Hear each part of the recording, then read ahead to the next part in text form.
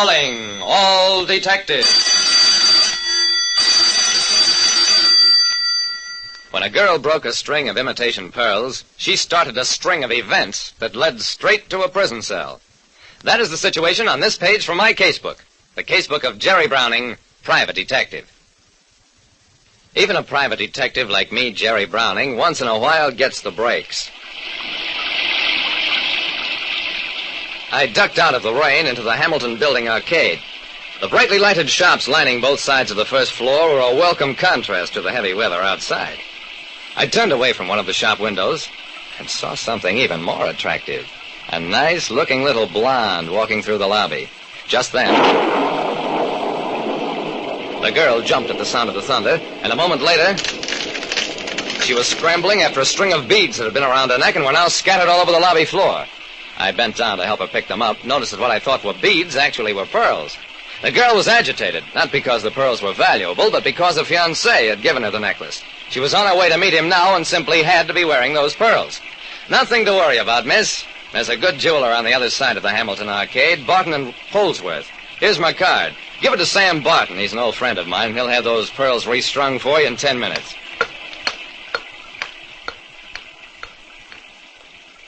The rain was letting up a bit, so I went on out about my business. I got back to my office about an hour and a half later, found a message to call the jeweler, Sam Barton. Very urgent. What Sam told me made me hang up the phone fast, jump into my car.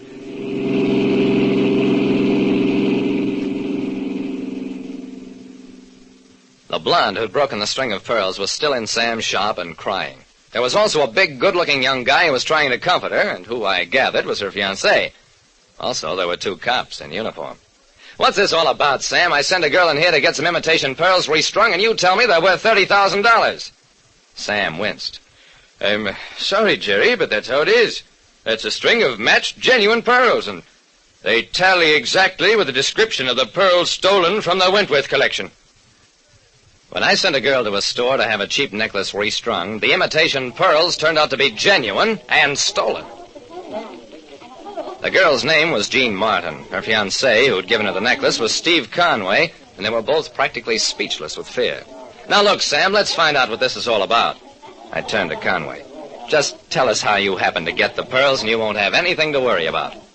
Well, I found the pearls, Mr. Browning. I know I should have reported it, but I didn't think they were valuable. And they looked like such a nice present for Jean. Oh, when old Grover Wentworth hears about this, I'll really be in a jam. Wait a minute. Do you know Mr. Wentworth? Certainly.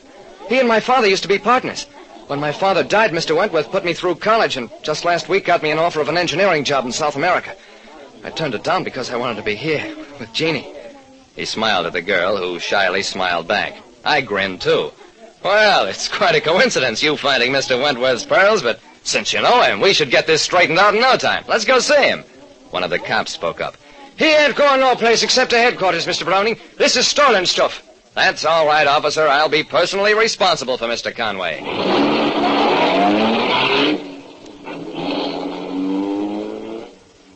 It took 30 minutes waiting and explaining to 3 secretaries before we got in to see Wentworth.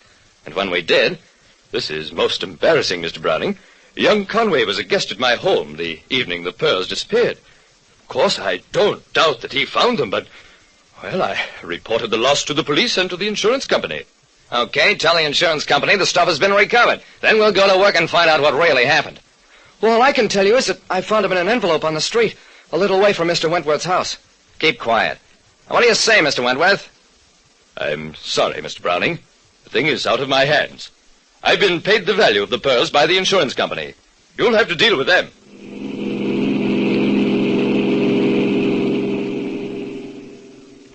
Wentworth's insurance was placed with Transocean Insurance Company. And at their office, Henry Pickett, in charge of investigations, told us that Conway here, one of Mr. Wentworth's guests, found the pearls is a coincidence I cannot accept. Frankly, I think Conway stole them. Which means you intend to prosecute? We most certainly will. And unless you wish to become seriously involved, you'd better turn Conway over to the police.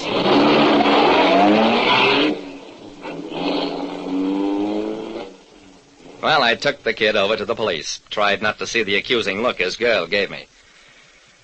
Coincidence. The more I thought about it, the less I believed it. But I still didn't think Conway was a thief. He didn't figure to be one.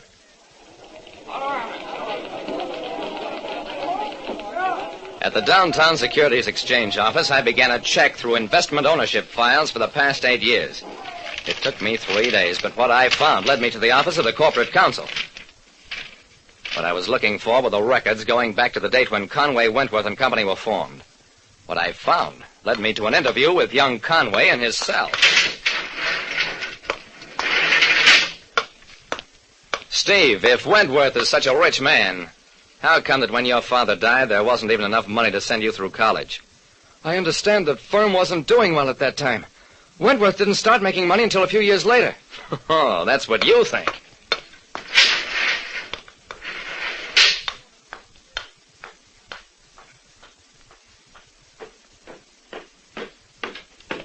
I barged past Wentworth's 3 secretaries and into his private office.